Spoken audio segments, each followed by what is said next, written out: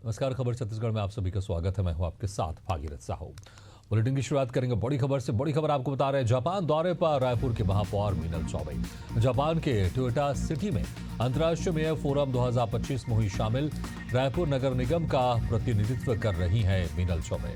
अंतर्राष्ट्रीय mayor forum में स्वच्छ शहरी नवाचार पर चर्चा।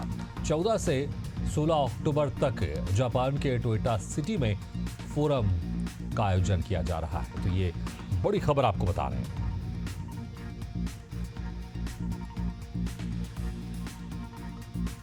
तो बड़ी खबर आपको बता रहे हैं, जहां पर रायपुर नगर निगम का प्रतिनिधित्व कर रही हैं मीनल चौबे। अंतर्राष्ट्रीय मेयर फोरम में स्वच्छ शहरी नवाचार पर चर्चा। 14 से 16 अक्टूबर तक जापान के टोयोटा सिटी में फोरम का आयोजन।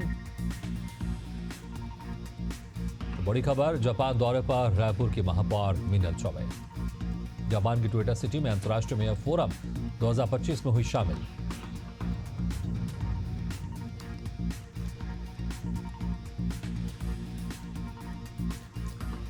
इस खबर पर और ज्यादा जानकारी के लिए बात करते हैं हमारे संवाददाता इम्तियाज अंसारी से। इम्तियाज, अंतर्राष्ट्रीय मेयर फोरम के लिए रायपुर की महापौर मीनल चौबे पहुंची हैं। 14 से 16 अक्टूबर तक ये फोरम का आयोजन किया जा रहा है जापान में, और विस्तार से आपसे जानना चाहेंगे इस पूरे जो अंतर्राष्ट्रीय दौरा है रायपुर के महापौर मीनल चौबे का। देखिए, बिल्कुल जिस तरीके से ये टोक्यो में जो कार्यक्रम आयोजित किए गए हैं, जिसमें जो रायपुर के महापौर हैं वो कहीं ना कहीं छत्तीसगढ़ को और राजधानी रायपुर को जो है प्रतिनिधित्व कर रही है। और ये जिस तरीके से 14 से 16 अक्टूबर तक जापान के टोक्यो सिटी में आयोजित है, आज उस कार्यक्रम से शुभारंभ हुआ है जिसमें महापौर शामिल हुई हैं। और जिस तरीके से अलग अलग मुद्दों पर जो चर्चाएं हो रही है उसमें वो शामिल हुई हैं। और जिस तरीके से प्लास्टिक रिसाइकलिंग या फिर कचरा पृथक्करण की जो बात है, जो मॉडल है, उसको आज जो है वैश्विक स्तर पर वो आज साझा करेंगे, जिस पर चर्चा भी होगा। और इस पर कहीं ना कहीं एक दूसरे से जो विचार है वो आदान प्रदान होंगे। तो ये अभी जिस तरीके से उनका एक दौरा है 14 से 16 तक, तो इन दरमियान जो है वो अलग अलग चीजों को समझेंगे, मॉडल को समझेंगे। जापान में किस तरीके से शहर को साफ सुथरा रखने के लिए चीजें यूज की जा रही है, टेक्नोलॉजी किस तरीके से वहाँ अपनाया जा रहा है, वो सब चीजें समझेंगी। और खास करके रायपुर में जो चीजें, चाहे वो प्लास्टिक रिसाइकलिंग की बात कर ले या फिर जो यहाँ के मॉडल है, वो वहाँ कहीं ना कहीं अपने अनुभव साझा करेंगे और वहाँ से जो है जो अनुभव है वो लेंगी। और आगे चलकर राजधानी रायपुर में और राजधानी रायपुर के 70 वार्डों में किस तरीके से उसका इम्प्लीमेंट किया जाएगा, ये सब चीजों पर विस्तार से चर्चा होगी और चीजों को समझेंगे। और अब देखने वाली बात ये भी होगी कि किस तरीके से जापान के चीजों को, जापान के वहाँ के जो मॉडल है वो छत्तीसगढ़ में लागू होते हैं। फिलहाल जो है ये चर्चाएं हो रही है और उस चर्चा में वो शामिल हुई हैं और अपने अनुभव भी साझा करेंगे, साथ ही अनुभव भी लेंगे। जी बिल्कुल इम्तियाज, बहुत बहुत शुक्रिया इस तमाम जानकारी के लिए। तो रायपुर नगर निगम का प्रतिनिधित्व कर रही हैं मीनल चौबे। अंतर्राष्ट्रीय मेयर फोरम में स्वच्छ शहरी नवाचार पर चर्चा। 14 से 16 अक्टूबर तक जापान के टोयोटा सिटी में फोरम का आयोजन।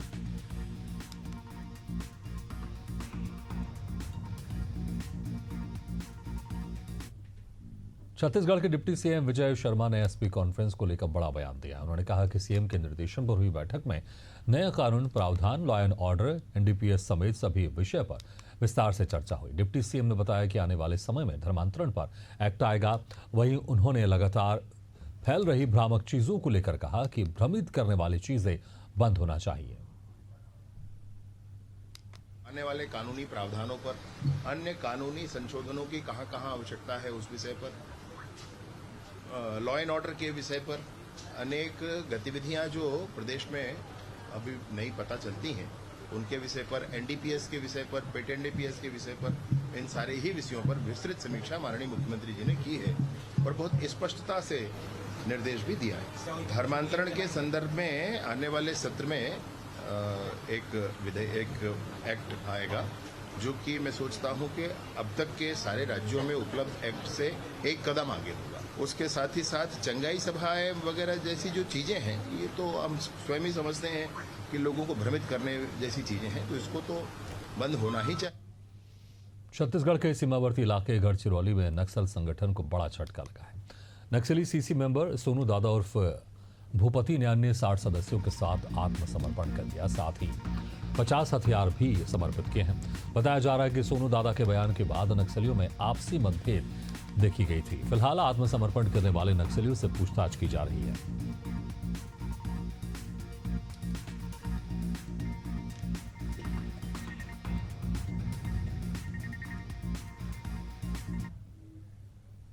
छत्तीसगढ़ के बीजापुर से माओवादियों की फिर एक बार काराना करतूत सामने आई है, जहां बीती रात माओवादियों ने भाजपा कार्यकर्ता पूनम सत्यम की निर्मम हत्या कर दी, जिसके बाद मदेड़ एरिया कमेटी ने पर्ची जारी कर पुलिस मुखबिरी का आरोप लगाया है। पर्चे के मुताबिक माओवादियों ने भाजपा कार्यकर्ताओं को कई बार चेतावनी देने के बाद भी सुधार न होने पर मौत की सजा दी है।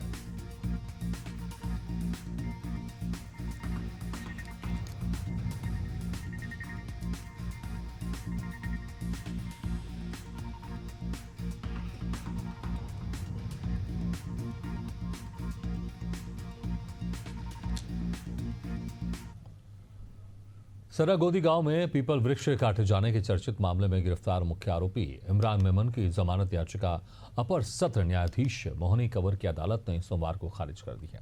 अदालत में दोनों पक्षों के बीच करीब 1 घंटे तक तीखी बहस चली। शासन पक्ष से एजीपी ज्ञानदास बंजारे ने जमानत का विरोध करते हुए इसे जनभावनाओं और पर्यावरण से जुड़ा गंभीर अपराध बताया। अदालत के फैसले के बाद अब आरोपी पक्ष ने घोषणा की है कि वो हाईकोर्ट में जमानत के लिए आवेदन दायर करेंगे।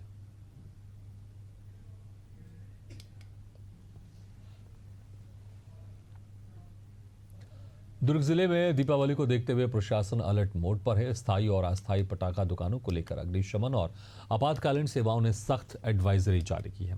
दोनों दुकानों का निर्माण टीन शेड से होना चाहिए, ना कि कपड़ा या बांस बल्ली से।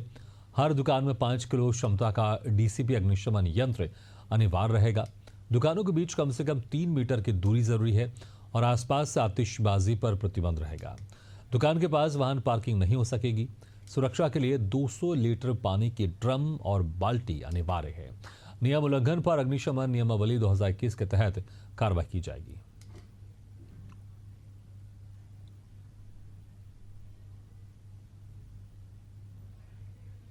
अनुसार और कलेक्टर महोदय के अनुसार हर साल ये जारी होता है कि इसका पालन करें और जो जोखिम है वो कम से कम रहे।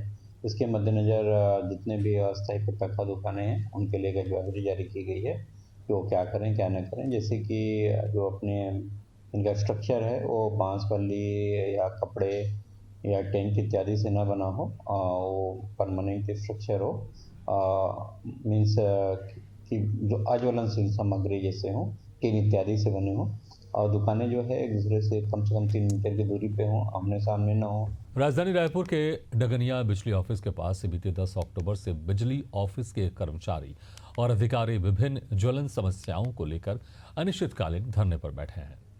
छत्तीसगढ़ बिजली कर्मचारी संघ और महासंघ की ओर से ये अनिश्चितकालीन धरना दिया जा रहा है।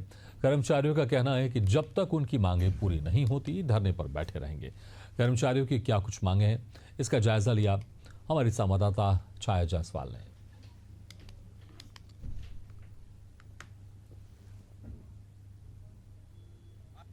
छत्तीसगढ़ में बीते कुछ दिनों में लगातार धरना प्रदर्शन का दौर देखने को मिल रहा है और ये प्रदर्शन जो है बढ़ती हुई बिजली बिल और महंगाई के विरोध में लगातार किया जा रहा है। कुछ दिनों पहले ही एनएसयूआई के कर्मचारियों के द्वारा नेताओं के द्वारा लगभग जो है बिजली ऑफिस का घेराव कर दिया गया था और इसी के बाद अब बृहद स्तर पर जो बढ़ती हुई बिजली बिल है उसके विरोध में जो है राष्ट्रीय नेताओं के आने का सिलसिला भी छत्तीसगढ़ में शुरू होगा। आज राजधानी रायपुर में बिजली के जो अधिकारी कर्मचारी हैं वो लोग पिछले 2 से 3 दिनों पर यहाँ पर धरना पर बैठे हुए हैं और इनकी भी जो लगातार जो मांगे हैं वो सामने आ रही हैं। क्या कुछ मांगे हैं इनसे ही जानने का प्रयास करते हैं। क्या कुछ मांगे हैं आप लोगों की पिछले 2 से 3 दिन से यहाँ पर आप लोग धरने प्रदर्शन कर रहे हैं? देखिए, छत्तीसगढ़ सरकार ने 1 अप्रैल 2022 से अपने 2,95,000 कर्मचारियों को पुरानी पेंशन योजना का आदेश जारी कर दिया। लेकिन विद्युत कंपनी में जो 9,000 ऐसे अधिकारी कर्मचारी हैं जो 2004 के बाद भर्ती हुए, उनके लिए पुरानी पेंशन योजना की बहाली नहीं की गई। इस मुद्दे को लेकर के भारतीय मजदूर संघ जो है 29 अगस्त से लेकर के लगातार फील्ड में आंदोलन, जन जागरण, काली पट्टी लगा कर विरोध प्रदर्शन कर रहा था। उसमें संविदा कर्मचारी जो लगभग पिछले 9 साल से कार्यरत हैं, संविदा में ही काम कर रहे हैं, कम तनख्वाह में काम कर रहे हैं, लाइन में काम कर रहे हैं, सैकड़ों कर्मचारी उसमें अपनी जान गंवा चुके हैं, हाथ पैर गंवा चुके हैं। उनका रेगुलाइजेशन को लेकर के, नियमितीकरण को लेकर के भी भारतीय मजदूर संघ लगातार आंदोलन पे है। और इसी को लेकर के पिछले आप देखे होंगे 9 तारीख को यहाँ पर एक बड़ा हम लोगों ने प्रदर्शन किया था और प्रदर्शन करके विद्युत प्रबंधन को जगाने का प्रयास किया है। अभी तक जो है प्रबंधन ने किसी प्रकार के आदेश जारी नहीं किए हैं, जिसके कारण हमको 10 तारीख से लगातार क्रमिक धरने पे हम लोगों को बैठना पड़ा है। और जब तक इन 2 हमारी जो मांगे हैं पूरी नहीं होंगी, हम लगातार जो है यहाँ पर क्रमिक धरना पे बैठेंगे। और आने वाले समय में यदि धरना में भी यदि मान लीजिए मांग पूरी नहीं हुई तो दीपावली के बाद हम बड़ा आंदोलन पे जा सकते हैं। अलग अलग जगहों से आप लोग आ रहे हैं, आज कहाँ से आए हुए हैं और आगे भी क्या अलग अलग जगहों से लोग यहाँ पर आकर प्रदर्शन पे जुटेंगे? अभी आज तो हमारा कोरबा से, कोरबा क्षेत्र का जो जनरेशन है वहाँ से सभी लोग आए हुए हैं और प्रतिदिन अलग अलग क्षेत्र से लोग यहाँ पर धरने में बैठते हैं, 5 लोग कम से कम, और अपनी मांगों को पूरा कराने के लिए प्रबंधन के ऊपर दबाव डालते हैं। इसी कड़ी में आज लगातार प्रबंधन से बातें होते रहती हैं, लेकिन प्रबंधन अभी तक कुछ भी मांग हमारी पूरी करने में सक्षम नहीं हुआ है। अब इसी को लेकर लगातार हम लोग जारी रखेंगे और हो सकता है कि दिवाली में हम ब्लैक दिवाली मनाएं, इसमें कोई दो मत नहीं है। तो बिल्कुल आप जिस तरीके से देख सकते हैं कि ये पिछले 2 से 3 दिनों से यहाँ पर जो धरना प्रदर्शन है वो लगातार इनका जारी है और अनिश्चितकालीन धरने पर ये जो कर्मचारी हैं वो यहाँ पर बैठे हुए हैं और इनका यही कहना है कि ब्लैक दिवाली ये लोग मना सकते हैं और इनकी मांग अगर पूरी नहीं होती है तो आगे जाकर बृहद जो है प्रदर्शन भी किया जाएगा। तो अब देखना होगा कि किस तरीके की चीज़ें हैं जो प्रबंधन के द्वारा सामने आती है और क्या कुछ निर्णय प्रबंधन लेता है। तो कैमरामैन भगत के साथ मैं Chhaya Jaiswal, Asian News, Raipur. Supreme Court में मुख्य न्यायाधीश BR गवई पर वकील द्वारा जूता फेंके जाने की घटना ने देश भर में आक्रोश पैदा कर दिया है। इसी क्रम में बस्तर में भी कांग्रेस पार्टी और सर्व समाज के प्रतिनिधियों ने इसकी कड़ी निंदा की है। सोमवार को कलेक्ट्रेट पहुंचकर प्रदर्शनकारियों ने राष्ट्रपति के नाम डिप्टी कलेक्टर को ज्ञापन सौंपा है। प्रदर्शन के दौरान कार्यकर्ताओं ने केंद्र सरकार की सुरक्षा व्यवस्था पर सवाल उठाते हुए नारेबाजी की। उनका कहना है कि जब देश के सर्वोच्च अदालत के मुख्य न्यायाधीश ही सुरक्षित नहीं है, इसके साथ ही न्यायपालिका की स्वतंत्रता और सम्मान की रक्षा की भी मांग की है। देखिए, जब से भाजपा की सरकार देश में और पूरे देश में और प्रदेश में जब से आई हुई है, मतलब एक गुंडागर्दी की सरकार बनी हुई है। आज हम सभी वर्ग के लोग महामहिम राष्ट्रपति जी के नाम से हमारे जो भारत के मुख्य न्यायाधीश है BR गवई जी के ऊपर जो एक वकील कोर्ट में जूता फेंका गया। लेकिन देखिए, कितनी विडंबना की बात है कि एक मुख्य न्यायाधीश के ऊपर जूता फेंका जाता है राकेश किशोर के द्वारा। मुख्य न्यायाधीश सुरक्षित नहीं है तो देश की जनता, आम जनता, खास करके महिलाएं, हमें तो संविधान ने स्वतंत्रता समानता का अधिकार दिया हुआ है, लेकिन इस तरह का व्यवहार कौन से कृत्य को जाता है? भाजपा की सरकार हमेशा गुंडागर्दी करती है। जगदलपुर शहर के संजय गांधी वार्ड स्थित रेलवे कॉलोनी की बस्ती पर रेलवे प्रशासन ने तोड़ने का फरमान जारी किया है। आदेश के तहत 11 अक्टूबर को 32 मकानों पर बुलडोजर चलाया गया, जिसके बाद इलाके में हड़कंप मच गया। हालांकि कांग्रेस पदाधिकारी और महापौर के हस्तक्षेप से मामला फिलहाल थम गया है। महापौर ने वॉल्टियर रेल मंडल के DRM से चर्चा कर दीपावली तक राहत की मांग की थी, जिसके बाद रेलवे ने 20 दिनों की मोहलत दी है। इस अवधि के बाद बाकी बचे घरों पर दोबारा बुलडोजर चलाने की तैयारी की जा रही है।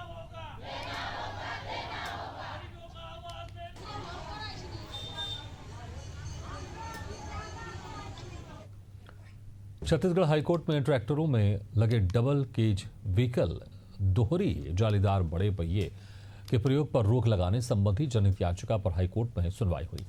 याचिका त्रिलोचन पटेल बनाम राज्य शासन के नाम से दायर की गई है। मुख्य न्यायाधीश रमेश सिन्हा और न्यायमूर्ति यामितेंद्र किशोर प्रसाद की खंडपीठ ने इस मामले में राज्य सरकार से अनुपालन रिपोर्ट तलब की थी, जिसके पालन में लोक निर्माण विभाग के सचिव ने अदालत में अपना व्यक्तिगत हलफनामा प्रस्तुत किया। फिलहाल मामले की अगली सुनवाई 31 अक्टूबर को होगी।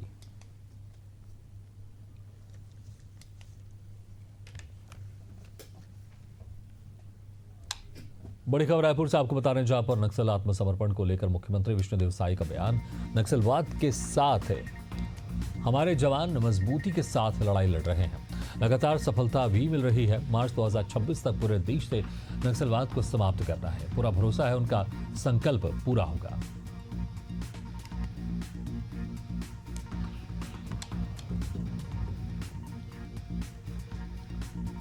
तो बड़ी खबर रायपुर से, जहां पर नक्सल आत्मसमर्पण को लेकर मुख्यमंत्री विष्णुदेव साई का बयान।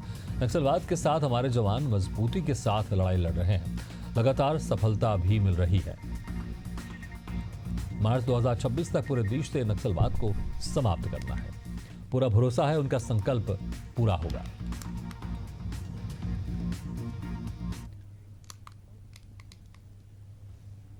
बड़ी खबर आपको बता रहे रायपुर से, जहां पर सौम्या चौरसिया के खिलाफ एक और चालान पेश। आय से अधिक संपत्ति मामले में 8000 पेज का चालान पेश। सौम्या चौरसिया पर 50 करोड़ की अवैध संपत्ति का आरोप। जांच में पाया गया 1872% अधिक आय से संपत्ति निवेश है। सौम्या पर 45 बेनामी संपत्तियों में निवेश का खुलासा। कुल वैध आय सिर्फ 2 करोड़ 51 लाख, अवैध कमाई करीब 50 करोड़। 2019 से 2022 के बीच किया गया सबसे ज्यादा अवैध निवेश।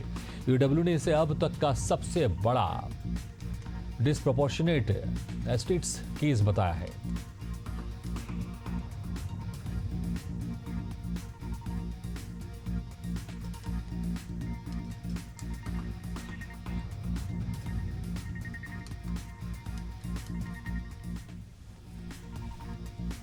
तो बड़ी खबर आपको बता रहे हैं, जहां पर सौम्या चौरसिया पर 45 बेनामी संपत्तियों में निवेश का खुलासा हुआ है। ये बड़ी खबर आपको बता रहे हैं। 2019 से 2022 के बीच किया गया सबसे ज्यादा अवैध निवेश। यूडब्ल्यू ने इसे अब तक का सबसे बड़ा डिस्प्रोपोर्शनेट एसेट बताया है। इस खबर पर और ज्यादा जानकारी के लिए बात करते हैं हमारे संवाददाता महेश साहु। महेश, जिस तरह से यहां पर कार्रवाई के बाद ये भी सामने आया कि 1872% अधिक आय से संपत्ति यहां पर निवेश की गई, वाकई एक बड़ा मामला, विस्तार से जानना चाहेंगे। बिल्कुल, देखिए, आय से अधिक संपत्ति मामले में सौम्या चौरसिया के खिलाफ जो चालान पेश यहाँ पर किया गया है। आपको बताते चले कि जो लगभग 8000 पन्नों का चालान पेश किया गया है, उन पर 50 करोड़ रुपए की अवैध संपत्ति का आरोप है। जहां से पता चला है कि उनकी वैध आय 2 करोड़ 51 लाख रुपए, जबकि वैध जो कमाई करीब जो 50 करोड़ रुपए के सौम्या चौरसिया कथित तौर पर जो है बेईमानी की संपत्ति निवेश किया था। यह मामला आय से जुड़ा मामला है। जिस तरीके से लगातार जो खबरें सामने आते थे, तो जिस तरीके से चालान पेश किया, देखना होगा आगे किस तरीके से ये डब्ल्यू इसे और जो है खुलासा करते हैं। हालांकि जिस तरह से कहा जा रहा है विभाग की तरफ से कि सबसे बड़ा, क्योंकि 2019 से 2022 के बीच में जो सबसे ज्यादा निवेश किया गया और ईडब्ल्यू ने इसे सबसे बड़ा डिस्प्रोपोर्शनेट एसेट्स केस बताया है। और बाकी क्योंकि जिस तरह से जो वैध कमाई है वो 2 करोड़ 51 लाख के आसपास है, लेकिन अवैध कमाई 50 करोड़ से ज्यादा है, तो यहाँ पर समझ सकते हैं किस तरह से यहाँ पर भारी भ्रष्टाचार हुआ है, किस तरह से यहाँ पर घूस के जरिए अन्य जो अवैध तरीके होते उसके जरिए यहाँ पर संपत्ति बनाई गई है। बिल्कुल, देखिए, इस मामले पर लगातार जो है जांच जारी। ईडब्ल्यू द्वारा आपको बताते चले 2019 से लेकर 2022 के बीच जो यह जो अवैध निवेश जो है किया गया था, उसके बाद जो है ईओडब्ल्यू, ईडी, ये तमाम जो एजेंसियां हैं वो लगातार इन पर जो है जांच बैठाई गई थी। और जब जांच सामने आया तो इस तरीके से अवैध जो जिस तरीके से जो कमाई था वो सामने आई है। उसके बाद जो यह चालान पेश किया गया है। फिलहाल इस मामले पर जो अलग अलग एजेंसियां हैं वो जांच में जुटी हुई है। देखना होगा कि आगे और क्या कुछ नए खुलासा हो पाते हैं। बिल्कुल महेश, बहुत बहुत शुक्रिया इस तमाम जानकारी के लिए।